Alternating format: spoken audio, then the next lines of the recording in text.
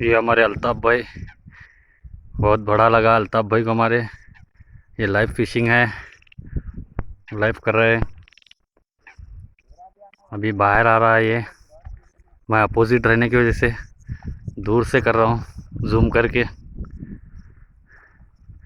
उधर से भी वीडियो चालू है उनका, अल्ताफ़ भाई का।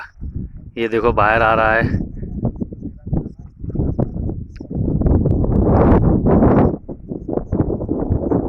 ये देखो बाहर निकाले हमारे अल्ताफ़ भाई, और बस थोड़ा बाकी है।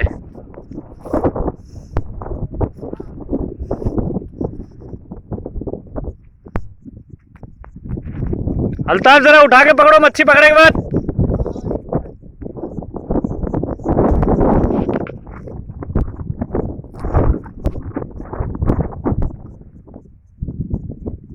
हाँ